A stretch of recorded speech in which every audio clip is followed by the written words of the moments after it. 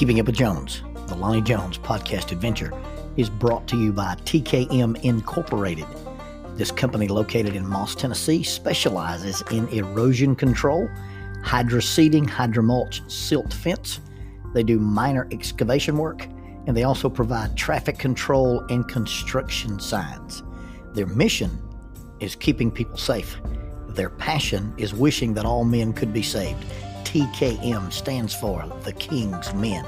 If you'd like to contact The King's Men, you can contact them at 931-243-3958, 931-243-3958, or you may email them at tkminc2001@twlakes.net. That is tkminc2001@twlakes.net. The King's Men, in partnership with Keeping Up with Jones, the Lonnie Jones podcast adventure.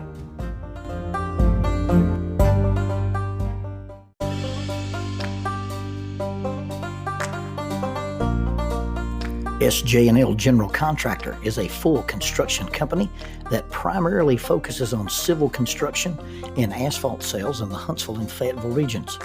Services they provide include, but are not limited to, road construction, asphalt material, underground utilities, site work, and demolition. They employ heavy equipment operators, concrete finishers, pipe layers, and CDL dump truck drivers.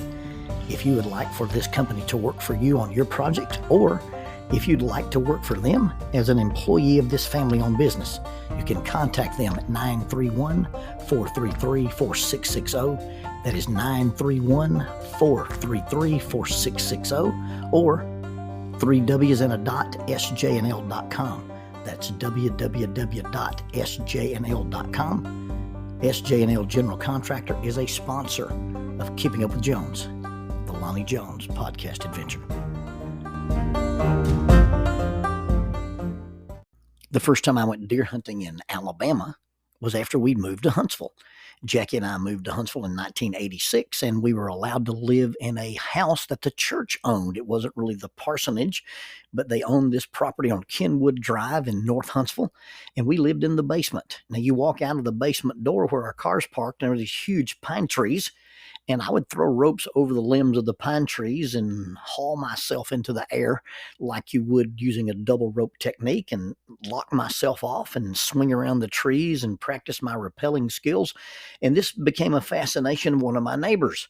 This young man would walk across the street. We were both young men in our 20s and 30s, and he'd walk across the street and talk to me because he was fascinated. They had this neighbor out here climbing these pine trees like a chimney pansy. Well, turns out this guy was a member of the same church, not the same congregation, but he was a member of the Church of Christ, and I had been newly hired as a youth minister at Memorial Parkway Church of Christ. And this young man, Brent Thatcher, was a newly minted Huntsville police officer. And as a newly minted Huntsville police officer, that means he'd recently graduated from the academy. So in the course of our discussions and me being in shape enough to climb trees using just a rope, he invited me to go for a run one night. Well, I thought in my arrogance that as young as I was and as fit as I thought I was, that I could run with this guy. Well, had not been a runner up to that point. Didn't run in high school, and really, my fitness regimen did not involve a lot of cardio. And so if you've ever tried to keep up with a newly graduated Huntsville police cadet, they will run your legs off. Now, running my legs off is not a great deal because I don't have that large of legs to run off. If my legs were any shorter, they wouldn't reach the ground. But anyway, we go for this run, and he has to keep coming back to get me, and he has to keep, slowing his pace. And so when we get back to his house, I guess he was feeling some hubris. And so he said, well, you want to do some push-ups now? He couldn't see me grin in the dark. I said, I'll do 2 for every one you do. And challenge accepted. And I earned some of my self-respect and self-esteem back with the push-up contest, because having short arms means you can do push-ups like a piston engine because there's not a big stroke there. Just wicka, wicka, wicka, wicka. I can do a lot of push-ups, and that was one of my hobbies and my main workout. So this developed into a friendship. And Brent and I were neighbors. And so Brent invited me to go hunting. Now, you've got to understand that in those days, I was not a hunter. I did not have any gear. I did not have any knowledge. I didn't have anything that made me a hunter, except I had this old 30-30 lever action Winchester rifle. I had bought it for my birthday. I had taken some money people had given me and a little money that I had squirreled away, and I bought myself this lever action rifle. And so my 30-30 was what I was going to deer hunt with. Now, I'd only deer hunted in Arkansas a couple of times with a guy named John Moore. In fact, one of the very first times that I went with John, I brought home a buck, an 8-point buck. I was walking down this draw with my lever action rifle and kind of stalking a little bit, and I saw what I thought might be the rear end of a deer, and I brought my rifle up and I looked carefully, and well, his back feet weren't touching the ground.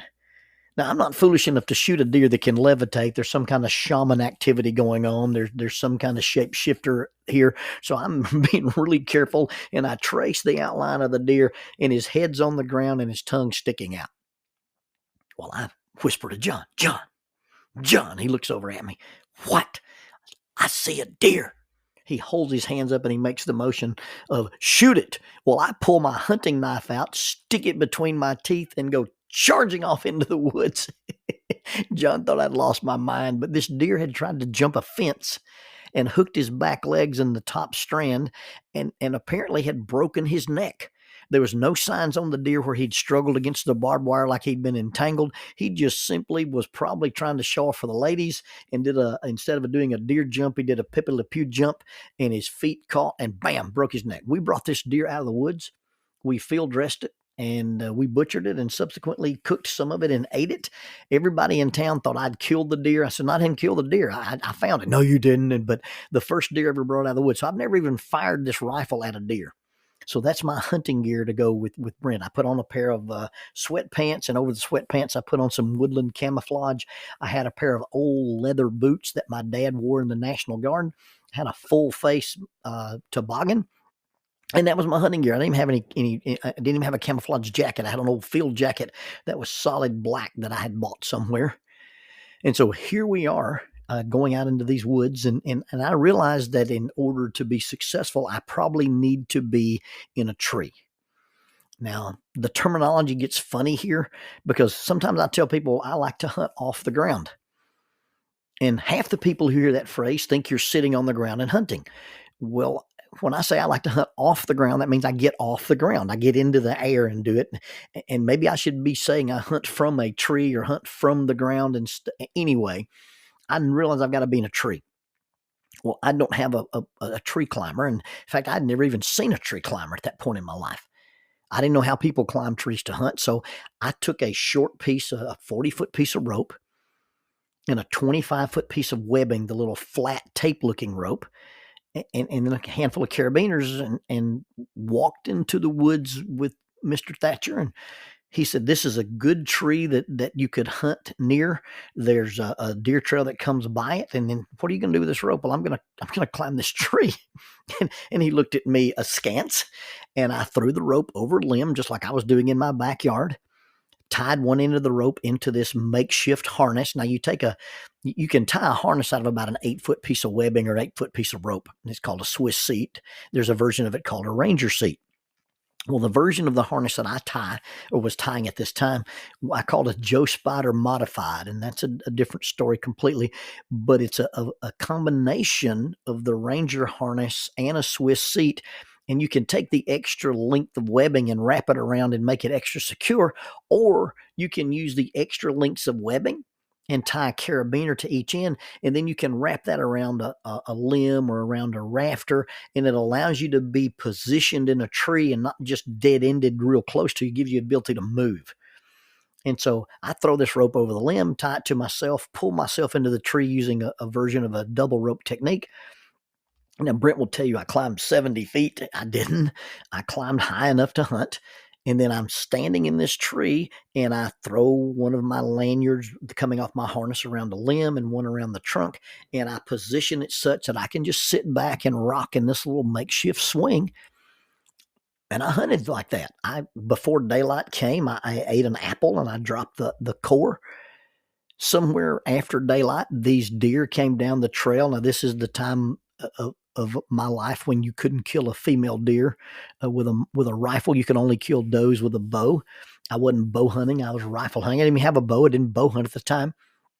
And this deer walked under the tree and ate the apple core. I mean, I could have killed this deer 3 times and, just easily killed this deer, but it wasn't legal and I didn't. And so I spent the day hanging in my little swing thing. And eventually, Brent came out of the woods and I told him what I had seen. And he said it would have been all right with him if I'd killed the deer, but he respected my ethics.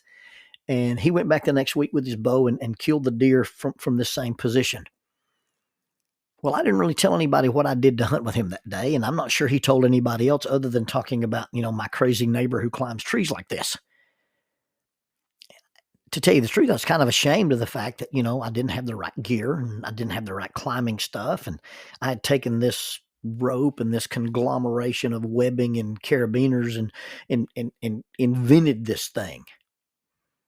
Well, fast forward 35 or 40 years, and there's this craze in the bow hunting world called saddle hunting.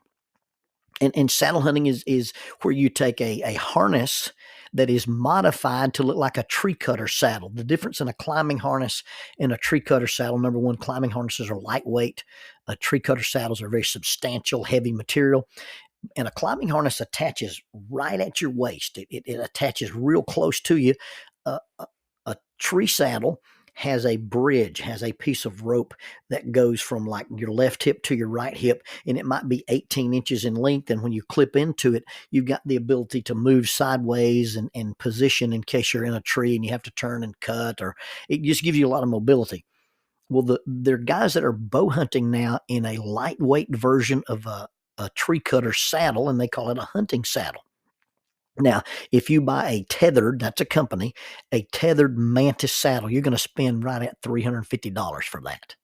That doesn't count the lineman's belt to help you get in the tree. That doesn't count the actual tether that you buy to hang from the tree.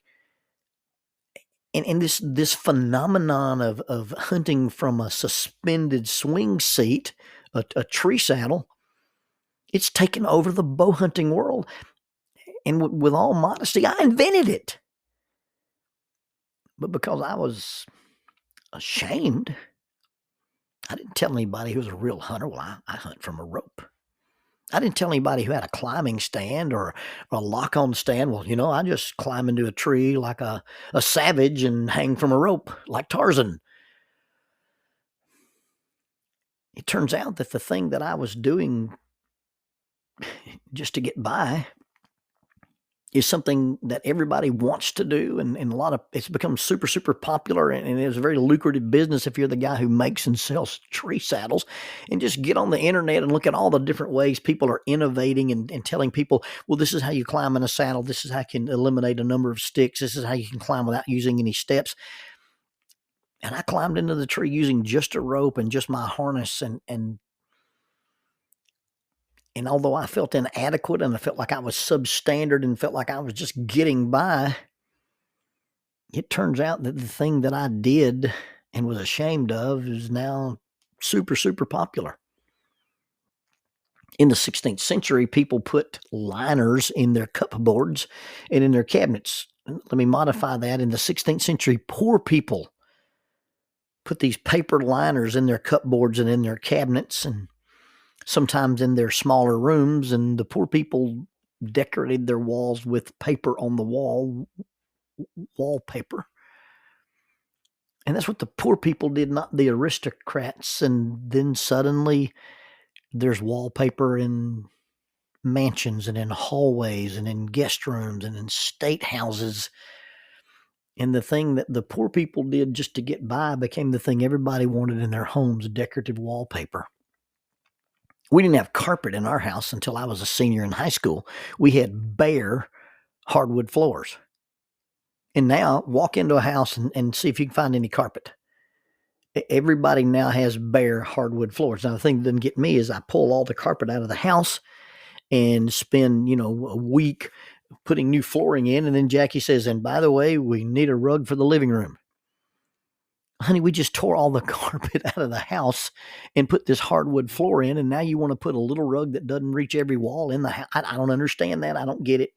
Nonetheless, it seems that the things that we have to adjust to, the things that we have to change because we feel like that we're substandard or we don't match up, those things become a thing.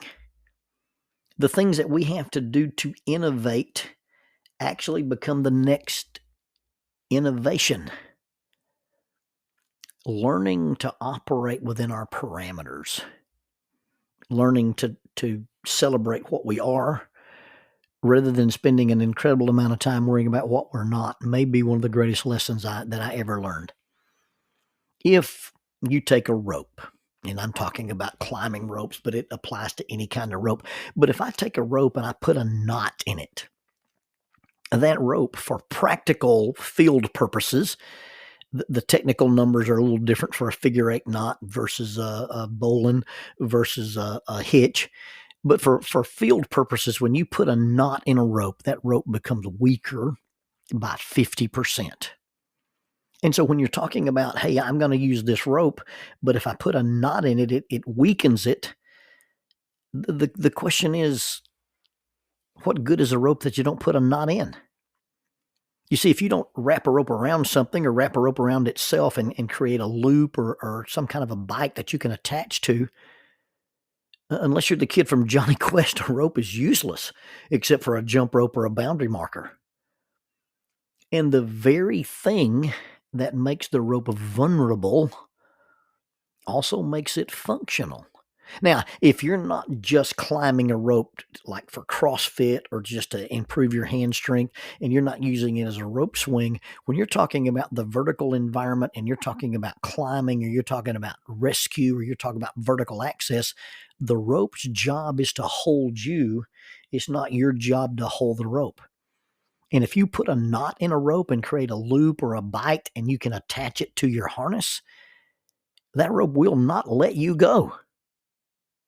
And see, it's not your job to hold the rope. It's the rope's job to hold you, and it can't do it without the knot. The same thing that makes it vulnerable also makes it functional. And so the functionality of the rope is seen in the thing that we would say makes it inadequate, because if you're putting stress on a rope and that rope breaks, unless it's cut or abraded, it will break in the knot. And so we spend a lot of our time comparing ourselves to other people. We spend a lot of our time looking at how everybody else does X, Y, or Z. We spend a lot of time looking at how people get by. And we feel like we're either cheating or we're substandard or we're inadequate, when in truth, that thing that you do to innovate may really become the next innovation. If necessity is the mother of invention, I have something that I need to do. I have something that I have to do, and I don't have the tools. I don't have the resources. I don't have the strength to do it. And so I'm going to find a way to make it able for me to do it. If necessity, I invent something. If necessity is the mother of invention, then our disability or our perceived inadequacy becomes the catalyst for adaptation.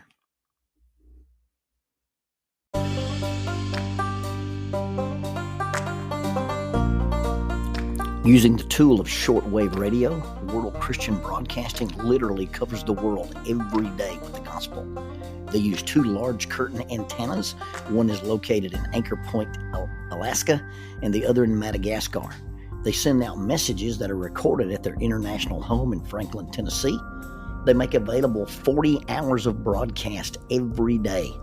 The broadcasts are made in English, Chinese, Russian, Spanish, Portuguese, Korean, English for Africa, and Arabic. They would love for your group to visit them.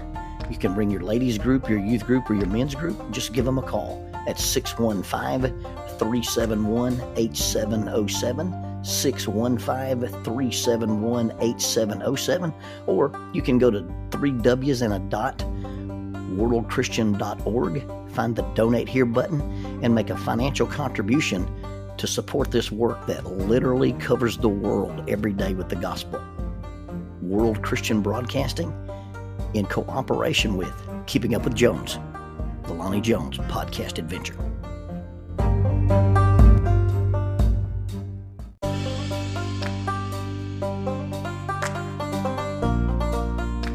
Keeping Up with Jones, the Lonnie Jones podcast adventure. I am your host, Lonnie Jones. My wife Jackie and I moved to the city of Huntsville in 1986 for me to be a youth and family minister. I have been a minister since 1980. I have served in this community as a police chaplain assigned to a SWAT team since 1992, and I've been in private practice as a licensed professional counselor since 1998. I'm also an adventure educator and an avid outdoorsman. I dabble in rock climbing, and I goof around with Brazilian Jiu-Jitsu. Our life has been full of many wonderful experiences, and some just outright adventures. I used to write about those things in a little church bulletin article, so now instead of asking you to read those things, we're just going to talk about them in our podcast. And as we talk about them, we're going to talk about the facts. The facts lead to concepts, and the concepts lead to application. One caveat about the facts is, for the most part, we're going to tell you the facts just as they happened. But every now and then, we're going to tell you the way other people have told us they remember it happening, with a little bit of embellishment. It's all good, clean fun and for educational purposes. Thank you for listening, and we hope you enjoy Keeping Up with Jones.